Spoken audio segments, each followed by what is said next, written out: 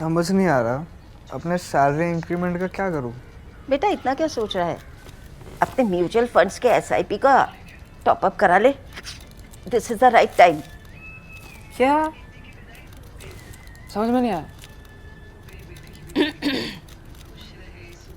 बेटा इतना क्या सोच रहा है? अपने म्यूचुअल फंड्स का एसआईपी टॉपअप करा ले। This is the right time. अब समझा।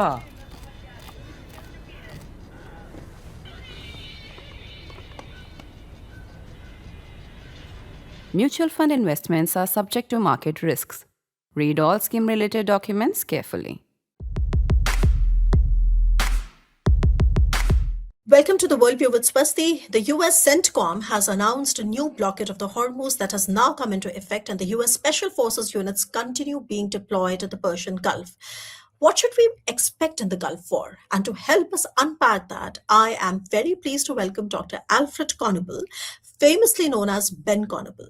Ben has been a major at the US Marine Intelligence and is now a professor at the Georgetown University. He also runs a specialized research organization called the Battle Research Group that specializes in modern warfare and military tech innovation.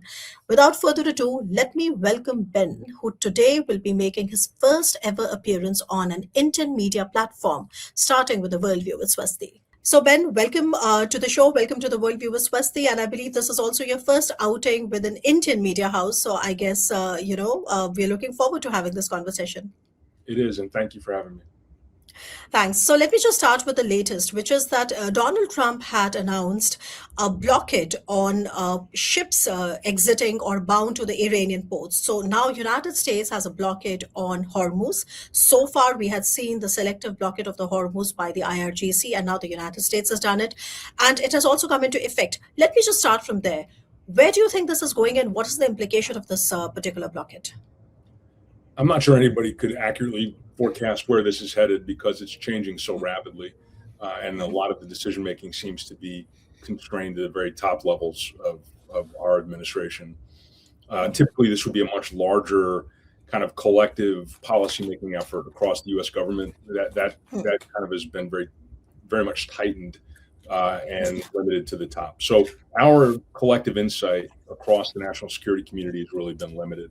And I think, certainly that applies to the Iranians as well. We know very little about what the Iranians are actually thinking and doing. Not much was revealed during the negotiation process with Vice President Vance. So for the moment, we know that U.S. Navy ships are blockading the Iranian coastal ports. That I'm not quite sure what that means in practice because the key ports are either in the Strait of Hormuz or are further up into the Gulf, and so that would require some kind of aerial interdiction in all likelihood. There are ports to the further southeast by Bandar Jask, I believe. Those could be easily within range of U.S. Navy ships. So it's really hard to tell, like physically, what that means. Where are the ships located? How are they going to do the interdictions? How are they going to stop vessels from transiting? I'm assuming a lot of it would be done by radio communication. Right. And Ben, you've been a former, Marine yourself. And please help us also understand this factor around mining.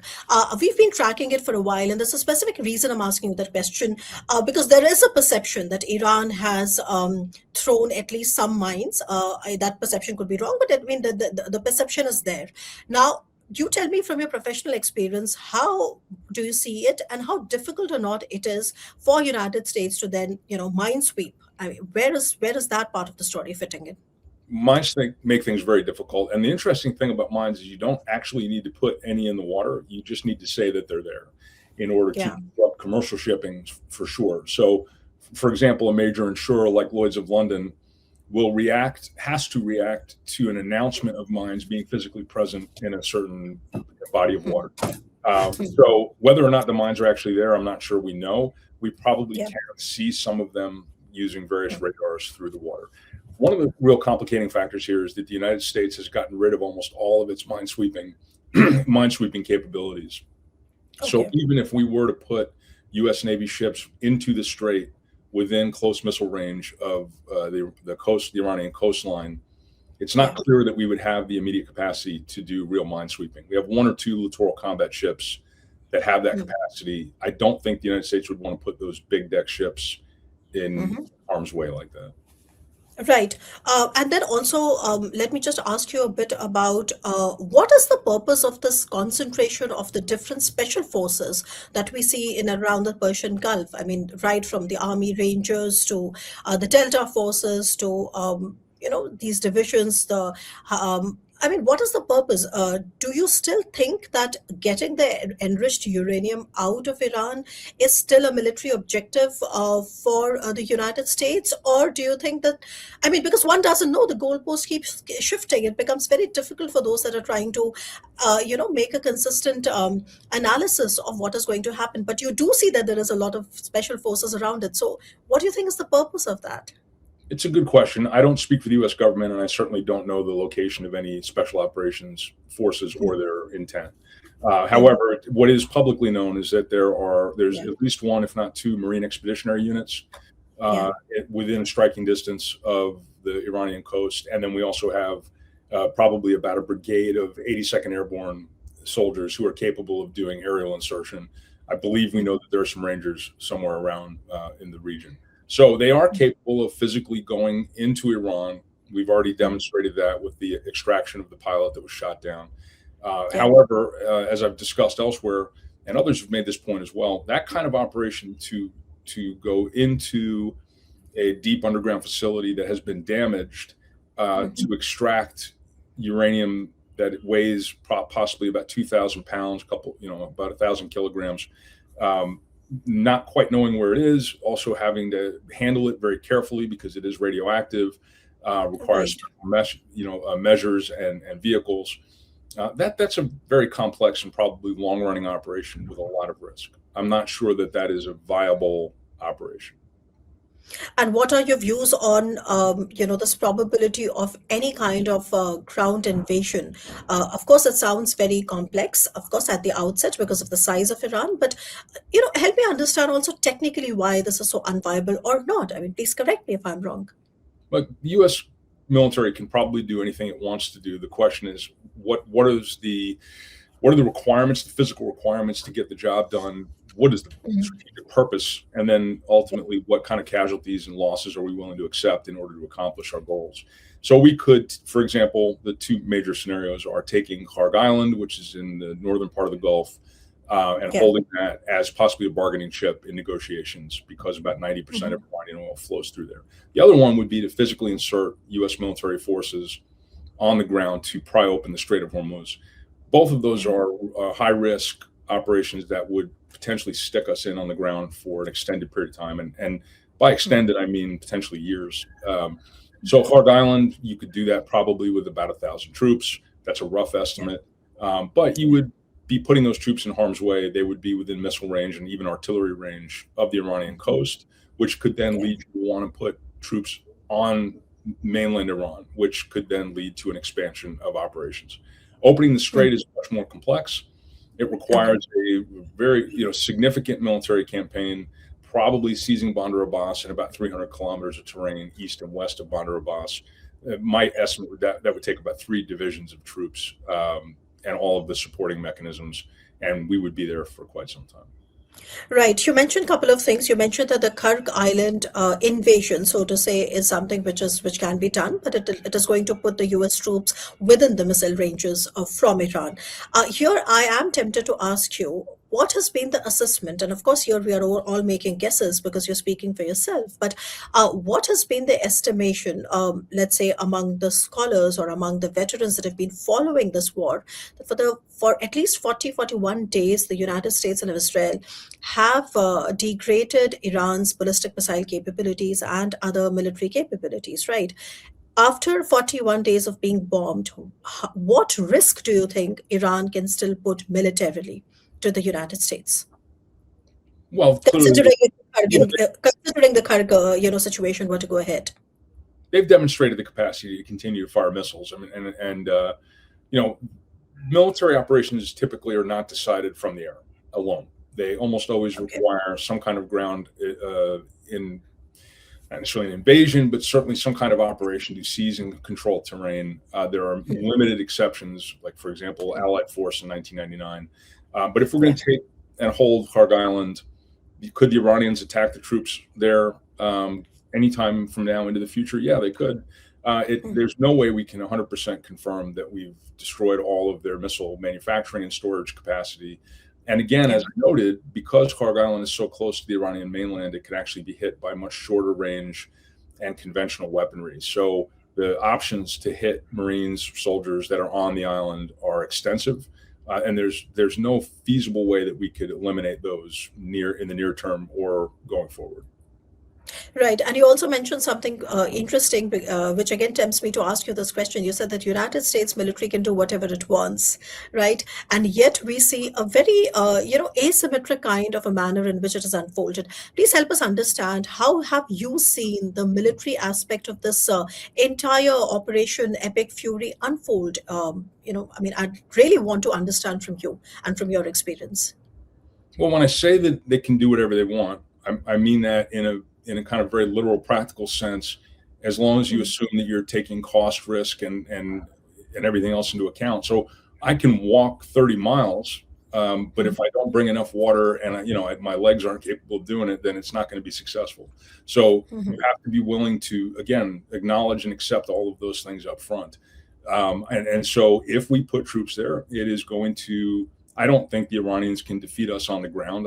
If anybody that's seen Marines and soldiers in operation with combined arms capabilities, the U.S. government, the U.S. military can bring to bear, I think would have little doubt of our tactical chances of tactical success. The real concern, though, not so much on Kharg Island necessarily. I think that's a containable ground fight. More on the Iranian mainland for sure, is we would be facing, as you point out, an asymmetric threat. To include guerrilla warfare, potentially an insurgency, certainly improvised explosive devices, mortar and rocket attacks, drone attacks, all the things that we saw in Iraq and Afghanistan, we can expect to see from the besieged, from activated police forces, and from Iranians that don't want us there. Right.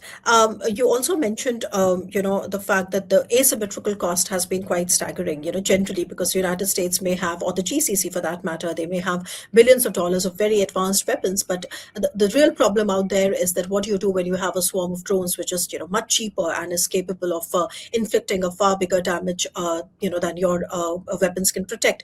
Now, in that regard, Ben, could you also help me understand, how do you see this part unfolding? Because the GCC did invest a lot of money in buying very advanced weapons. And now we see a lot of them, at least the bigger economies of the GCC, going and doing these defense cooperation agreements with a country like Ukraine, which is acing the drone warfare to another level because of its long-standing experience now in the Russia-Ukraine war. Help us just understand it also for the Indian viewers that may not know really how the drone warfare has evolved in the Russia-Ukraine context, and how that can be sort of transposed to the Gulf context. We all have a lot to learn from the Ukrainians. There are certainly many things to learn from the Ukraine war. I would just caution not to exaggerate or extrapolate everything that's happening on the front lines in Ukraine to everywhere else. For example, if U.S. troops went into Kharg Island, they're not going to face this dense network of first-person view drones that Ukrainian forces have to deal with on the front lines. It's just not going to be there. It's a different kind of war.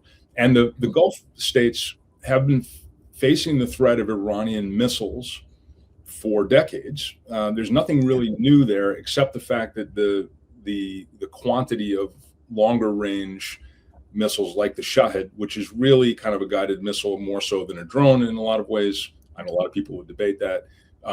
They just didn't do much to protect against the lower range threat. The United States military has the same problem. So this is more a matter of the defenses catching up than it is with this kind of magical new technology taking hold. The vast majority of drones attack in war get shot down. It's important to keep that in mind. So the question is, how quickly can the Gulf states, how quickly can the U.S. military learn from the Ukrainians to develop small defenses against particularly the smaller drones, and then for the Gulf states in particular against the Shahed kind of missile drone hybrids? Right. Thanks for clarifying that, because yes, there is a tendency to sometimes, extrapolate in a disproportionate manner, and I think we all somewhere run that risk. And thanks for clarifying that, Ben. Let me just ask you, because we are discussing the military technology, etc., and the weapons being used here. We did see that the United States did unveil the LUCAS, the low-cost unscrewed combat attack system, which is a kind of a response to the Shahed. Help me understand, how has this worked? I mean, we are following that with a lot of interest. Is it really that low cost? What has been how have you, the veteran community in the United States been looking at the performance of the LUCAS and so on? I can't speak to any specific technology there. I know some of the smaller counter drone systems, but there are a whole range of them. And the idea is you want to create a dense network of overlapping capabilities. So you want to have a direct kinetic capability, you want to have a laser capability, a microwave capability, you need to have radars of various kinds. And we've shown success against even small UAS in places like Syria by creating this overlapping counter drone network. One of the things that you've pointed out is that there's a lot of innovation bubbling up from the bottom, not just in Ukraine, but also in the United States. There are a lot of small manufacturing companies that are doing some pretty incredible work, not just with drones themselves, but with counter drone capabilities. And it's worth paying attention to. So there's a shift underway to rebalance what I would argue is kind of a routine and normal imbalancing that takes place in the evolution of warfare. Right. And I have to ask you about other technologies that you may be seeing sort of either used for the first time or undergoing a lot of upgradation based on how they've performed. And from the American side, of course, I mean, can you tell me a few military sort of say innovations or technologies that you've been following in this particular war? Look, I suppose the one that everybody's talking about the most is the use of artificial intelligence for targeting. And other than that, I mean, the vast majority of the assets we're applying, other than the F-35 fighter bombers, are really old, including the B-52 bombers that or date back to the mid 20th century. So we use a lot of old technology, and we do it very successfully because we upgrade it and integrate it into a kind of complex fire network. But AI is newish in this context, and we have apparently in the public domain used it quite effectively to identify and parse targets, and then to create mensurated graphics, in other words, to ensure that when we fire munition, that it goes where we want it to go and it's going to hit a viable target. However, as efficient, as effective as we can be with the targeting, that doesn't necessarily mean we're achieving strategic outcomes that we desire. One of the inclinations that Americans in particular have, and Russians do this too, is to just say, look, we've fired this number of missiles, we've launched this number of drones, we've hit this number of targets, but those numbers out of context really have very little meaning. Yeah, true. I mean, tactical success may not lead to a strategic outcome, and that clearly has been the outcome so far, of this war. But since we are discussing this, and part of the reason why I'm asking you these questions is also because you're somebody that can give a very balanced and a very genuine picture of these issues. I have to also ask you a little bit, Ben, about the losses. I mean, what we have seen that the United States has had at least one jet loss in combat. The rest of them were not in really combat, but there has been the losses have been there, right? And we've been discussing it a lot in India. Could you tell me a little bit about how the United States approaches its losses in this war, which is getting targeted? There's friendly fire, there's other kinds of damages, but then there's also at least one in combat. Help me understand, how does the United States look at it? Well, as I understand it, I think it's two, because I think an A-10 was also lost to fire over. Yeah, A-10. Yes, the F-15E and the A-10. Yes, and then we know we lost the 3 F-15Es to friendly fire in Kuwait. Yeah, Kuwait. There were, I think even more importantly, the AWACS hit on the ground and KC-130s. It's not saying the others were not important; they certainly were. Look, I mean, it's war. You're going to lose aircraft, and I think this is one of the arguments that people use to buy more drones. Is you're putting pilots in harm's way.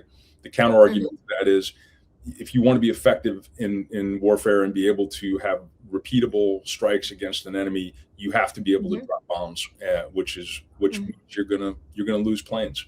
Look, I mean, your country experienced that recently as well, right? I mean, that you put aircraft in harm's way, some of them are going to get shot down. It doesn't matter the technology. That's true in almost every single air war that we've engaged in.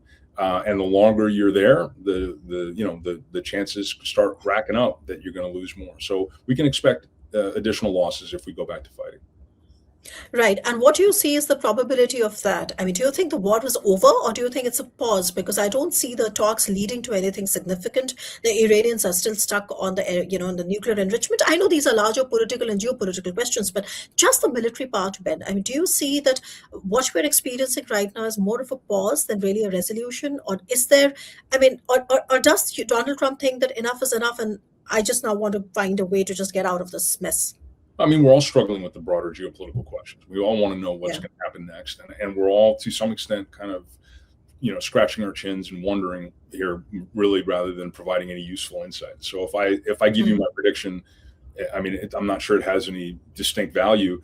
The best you can do is go back and look at history. I'd say historically, based on the decision-making patterns of the U.S. president, based on the decision-making patterns of Iranian leaders, and on how things have transpired in other wars where we have pauses and things, my guess is that they both want to genuinely off-ramp this.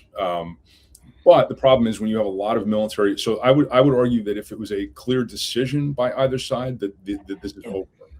The challenge is in an unexpected event, and that could be something as simple as an errant missile or an aircraft having an accident and people thinking it was shot down. So with all of this machinery and all these people moving around in kind of a hostile confrontation with one another, you have to assume over time that something is going to go wrong.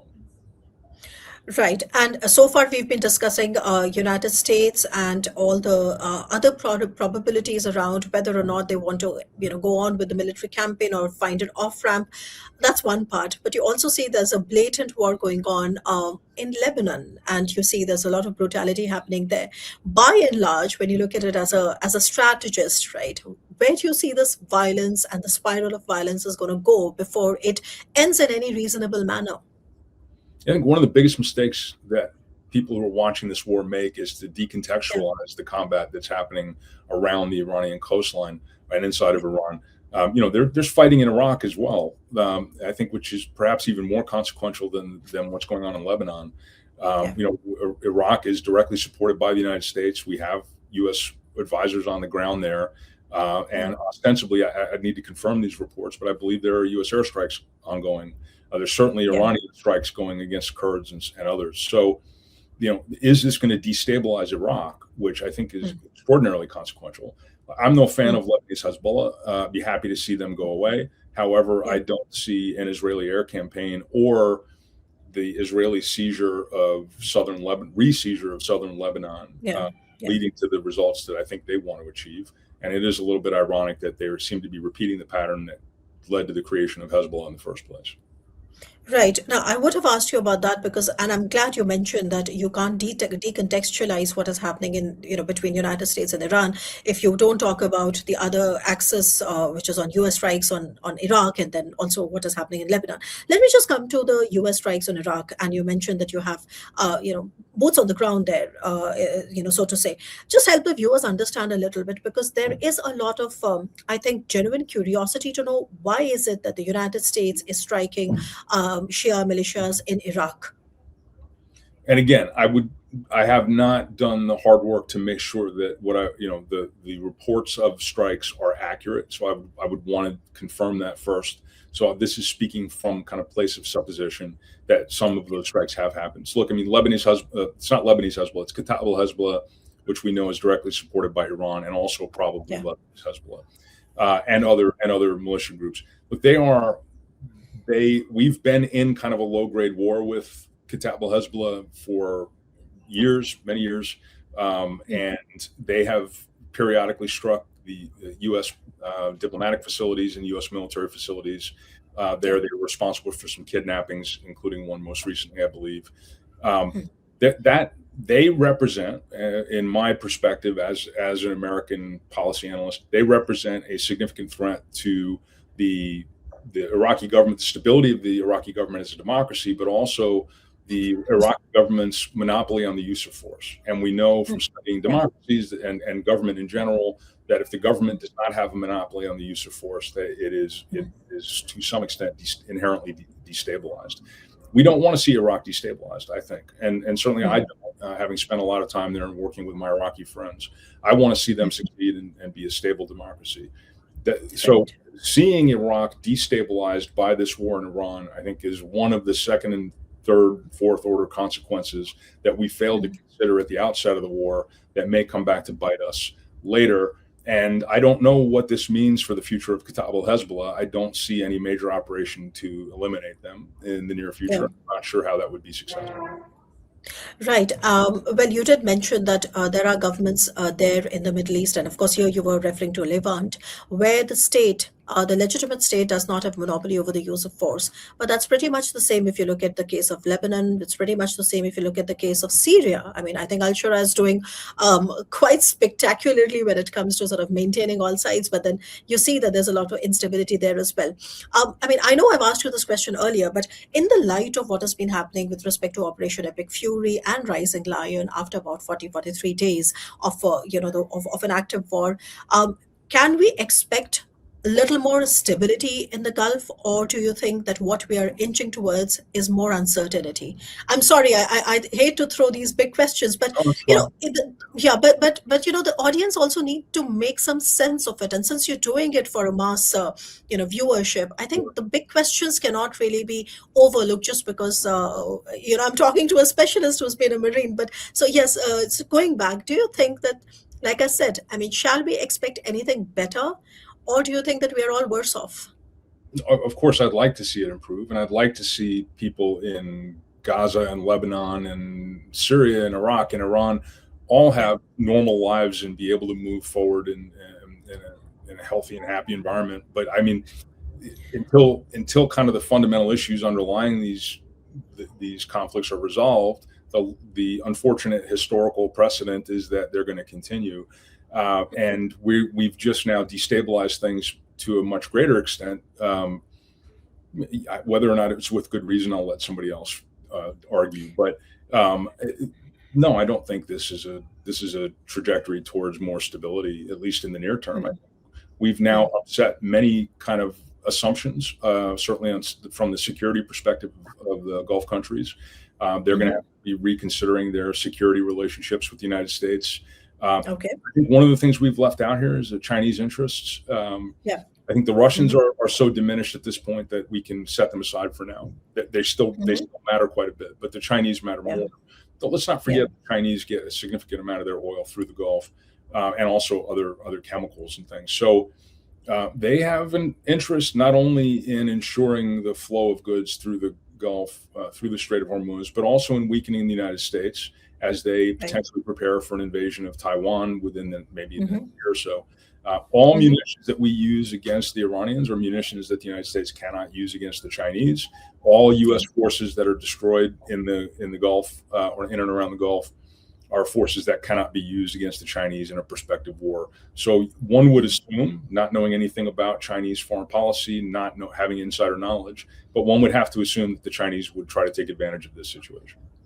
Right. I'm glad you mentioned the Chinese factor, because one of the quick responses that we saw from the Chinese side as we are recording this, obviously it is going to be released later, but as we are recording this, Tuesday evening India time, I do see the news that Chinese are having an emergency meeting with the Emiratis and with Russians and with Spaniards over the Strait of Hormuz, because now they cannot really, in the direct aftermath of what the CENTCOM has done with respect to the blockade, they are not able to get their oil from Iranian ports. So now they have to redirect it to the Gulf ports. So I'm glad you mentioned the China factor. Just one thing, Ben, help me understand. We've also been trying to understand the Chinese support to Iran, which has been military. They did send the HQ-9 air defenses. They did not work very well.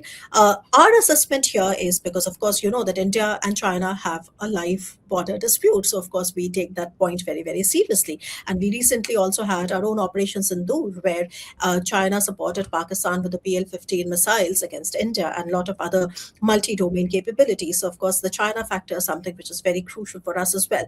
My question to you, Ben, is that how do you see China's role in this conflict, which is beyond the economic side? Because we have seen the weapons. Do you think it is just about getting battle-tested data, or there's more to it? How do you look at it? I mean, help us understand that factor a little bit better. Yeah, if you look back over the past 70 years, I think, or so, 60 years, the Chinese have consistently exported munitions around the world, certainly across the Middle East. And most Middle Eastern countries have some mix of Chinese weapons. I think the Emiratis fly the Wing Lung 2 drone. A lot of other countries do as well. Chinese artillery systems, Chinese tanks, so on and so forth. So, look, there's always an effort by exporting countries to see how those weapons are going to perform elsewhere. But for the most part, security cooperation deals are made in order to help achieve a strategic outcome and to use partner or supplied forces to help you achieve your political objectives. So in this case, again, I think the Chinese would see, first of all, the Iranians as a partner to open the Strait of Hormuz to ensure they get the natural resources that they require for their economy. That's number one. But number two, I genuinely, and this is supposition, but I do believe the Chinese would see opportunity to use the Iranians in a military environment, in military context, to degrade the U.S. military. And when there are open source reports of the Chinese currently delivering munitions to the Iranians, we would have to assume that would continue, which is one of the reasons we cannot assume that we could permanently destroy all of Iran's missile making and storage capabilities. Right. You did mention Russia, and you did allude to the fact that Russia right now is so diminished in terms of its bandwidth, really, to do anything. I mean, we saw that in Assad's ouster. We saw that in Venezuela. We saw that in the 12-day war, which happened last year in 2025. But we do keep hearing a lot of, reports and assessments that the Russian side has been giving intelligence to the Iranians to strike targets, both American and GCC. Just help me declutter it a little bit. How on earth is that happening? And what are the consequences? We do not see Donald Trump really taking a note of that, because whenever he speaks, obviously he's very fond of President Putin, isn't it? So we do not see that really as a factor under any kind of a consideration from Donald Trump. But first, just to help me understand the technical side of it. So the Russians are playing a role, isn't it? Their open source reports indicate that Russia provided targeting information to the Iranians to help them target the AWACS plane on the ground. I don't know if that's true or not. That's just in the public domain. It seems likely. Why would the Russians not do that? We continue to provide. I am very much pro-Ukraine and anti-Russia in terms of that conflict. I sincerely hope they're defeated. I grew up in the Cold War and am always wary of the Russians and see them now as a global adversary. So my personal and professional perspective is that I would have certainly expected them to do something to try to hurt and undermine our military. And so I would take that report not at face value, but I would certainly expect it to be true. And that means they're probably doing it elsewhere as well. And that is the one thing the Russians can provide with minimal cost to the Iranians, and it can have significant impact for the Iranian military capability and success. The other thing they can do, of course, is send drones back. And one of the things the Russians have been very successful at is improving on the design of the Iranian Shahed drone. And the Garan is various iterations of the Garan are significant improvement on the Shahed. They have ones where they attach Starlinks to them. They have AI that allow for in-flight maneuvering and dynamic retargeting. So, if the Iranians can get that capability back from the Russians and integrate it into their own Shahed production, that would significantly increase the threat, not only to the Gulf countries, but to U.S. military forces. In terms of direct Russian intervention in Iran, I think the chances are limited. Yeah. And also, I mean, we don't see that. We see Donald Trump talking about almost everything and who's supporting, who's not supporting. But whenever it comes to the question of President Putin, he seems to be rather indirect or mute, or sometimes he just avoids it plainly, right? Why do you think that is happening? Because that probably also has a bearing on his entire administration's approach to the Russia-Ukraine war as well. I'm not sure I'm going to add much by speculating on that relationship. A lot of that's been done for over a decade now. All I can say is that I'm grateful the United States continues to support the Ukrainians against the Russians in Ukraine. And I'd be happy to just leave it at that in the hopes that Okay. All right. No, no, continues unnoticed. No, I mean, that's perfectly fine, Ben, because of course here we are not discussing the Russia-Ukraine war, which is a very complex theater in its own right. So I would probably have you back to discuss, more about the modern warfare evolving, on that front. But coming back and, sticking to what we are discussing, also, I mean, I have to ask you this question because I'm so tempted to.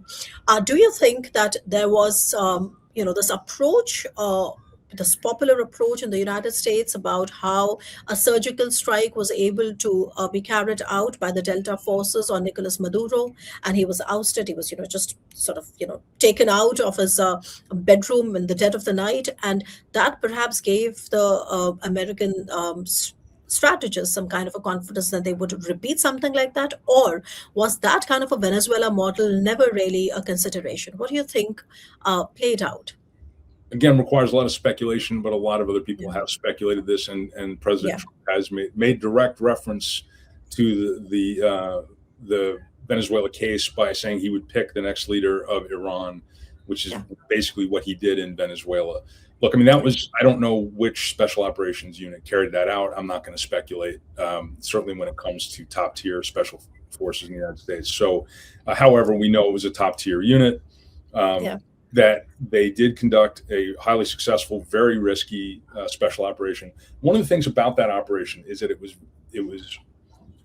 very specifically a special operation, and it was a raid. A raid is designed to have a planned withdrawal. It is typically done for a very narrow, limited geographic target.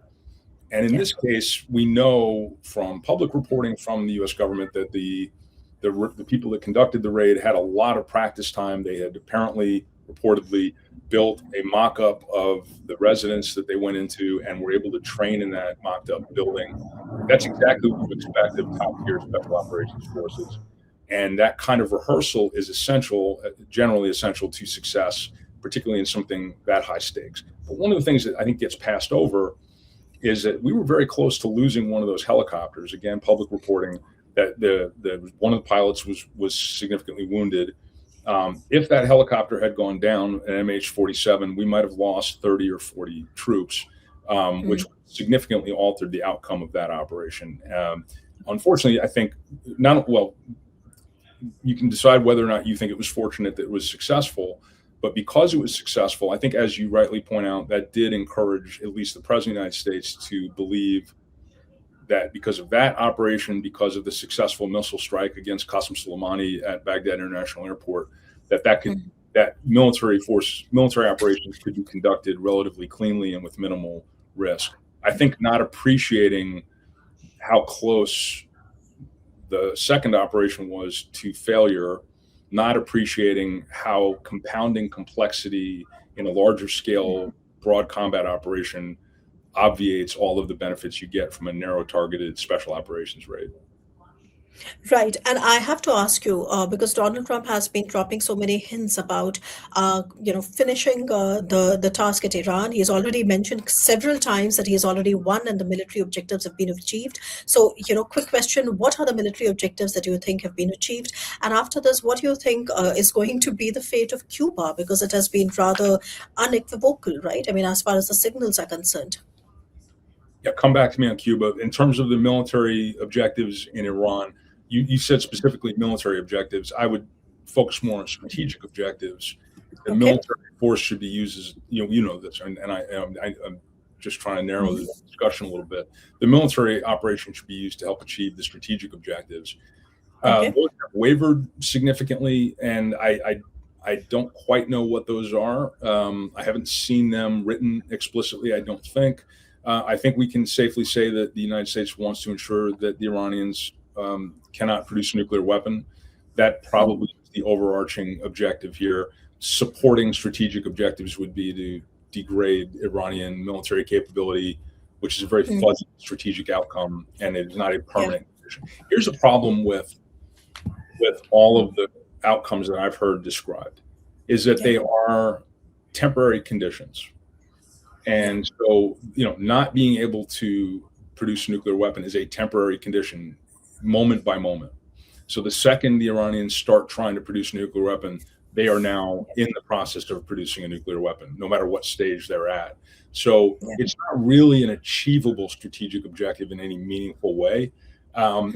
Seizing, even if we seized all of the enriched uranium to whatever degree it's been enriched, even it doesn't mean they can't get more or enrich more or buy more, perhaps from North Korea or somewhere else. So that even the strategic outcomes that we've had described to us are really fuzzy. In terms of decimating the Iranian conventional and missile forces, I think we've degraded them certainly to a significant extent. But again, numbers absent kind of context don't help us understand. Right. So, I mean, the sense that I get from whatever you've been explaining to me, and rightfully so, is that you can perhaps delay the nuclear weapon program in Iran, but you can't really completely, uproot it or just obliterate it for eternity, because that's just not possible. You have the knowledge and you can just do it. And you mentioned several ways in which it can be done.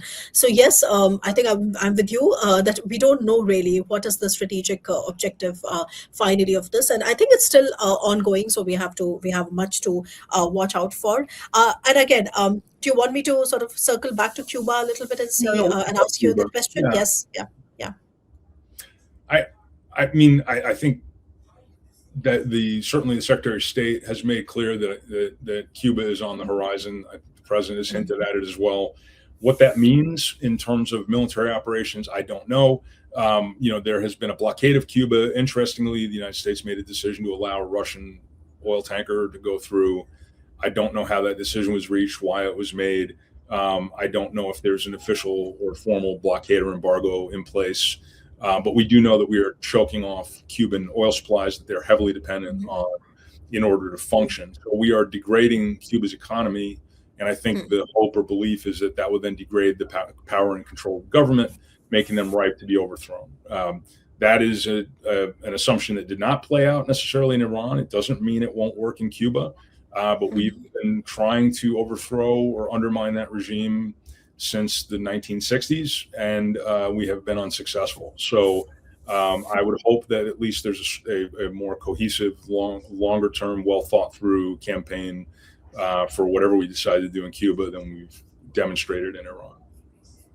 Right. On that note, I have to thank you, Ben, for taking the time out and speaking to me on this very complex matter. And, I really appreciate that, you gave me the time. And that was Dr. Ben Connable.